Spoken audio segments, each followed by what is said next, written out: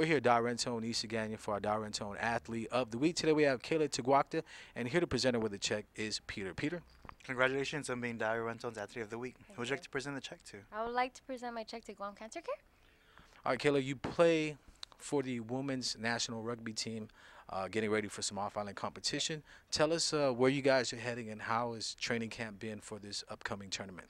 So we actually have it's a two-legged trip. The first trip is to Hong Kong the first weekend of November, and then the last in Japan the last weekend of November. It's for Olympic qualifiers for 2016. So we actually have our programming with the custom fitness gym because our national coach is from New Zealand.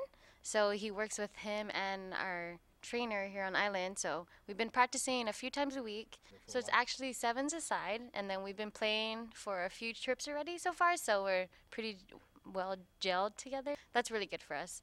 You're also part of the Guam National Weightlifting Program, recently taking third place in the Friday Night Liftoff held at Synergy Studios.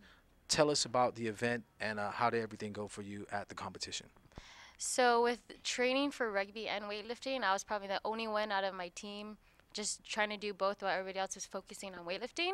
So it was kind of rough for me. Some days I would try to weightlift, but I was too tired from rugby practice, so I was just trying not to stress out about that. So I was really just trying to go in and just try to maintain like what I've been doing. And then I ended up coming in third, so I was pretty happy about that. So I was able to actually PR in my snatch by like 5 pounds, and then my total, which was like 6 kilos, so I was pretty happy about that. Your sister training off-island, getting invited to train for weightlifting itself, winning bronze medal at the Pacific Games. How has that motivated you watching what she's been through and her dedication towards the sport of weightlifting? It's really helped. I mean, we're training partners, so now that she's like going into camp, like, and I'm just training by myself, like, it's good to know she'll come back and help me out too. But I'm really proud of her, and she's come a long way. We both have, but just her in general, like making a bronze, and unfortunately I didn't make weight, so I wasn't able to participate, but she was really there for me, and I'm always going to be there for her, so I'm just really proud of her, and she did really good out there. So I can't wait for her to go in November to Texas to do really good. So. All right, congratulations. Stay tuned to our next Darrentone Athlete of the Week. KUAM Sports Athlete of the Week is brought to you by... Turning over to some football news, the Budweiser Football League is scheduled to kick off next month with 5 teams set to take the field for a shot at this year's title. Here's League Commissioner Fred Tupaz with more on the upcoming season. The 2015 Budweiser Football League is kicking off on November 7th, and it'll go through January 23rd with the championship. We have 5 teams in the league, the Angels, the Chiefs, the Eagles, the defending champion Raiders, and then the newly formed Black Raiders. The games will be at Teason Football Field from 2:30 every Saturday and Sunday, beginning November 7th all the way up until championships weekend. And I'd like to thank Ambrose Incorporated, proud sponsors of Budweiser, the official beer of the 2015 Budweiser Football League. I'd also like to thank Mariana's Renewable Energy for being one of the team sponsors.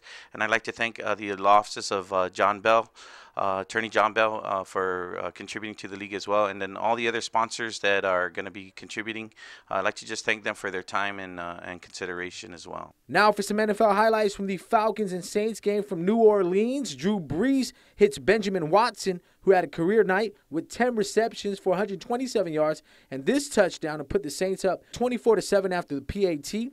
Falcons running back Devontae Freeman rushed for 100 yards on 13 carries with a touchdown. This good from 25 yards out. Freeman also had 8 receptions for 56 yards and a score. New Orleans only rushed for 81 yards as a team, but Mark Ingram scored twice for the Saints. Drew Brees finished the game 30 of 39 for 312 yards and 1 touchdown. Saints get the win 31-21 to hand Atlanta their first loss of the season. Matt Ryan 30 of 44 for 295 yards and 2 touchdowns. He was sacked 5 times in the loss for the Falcons.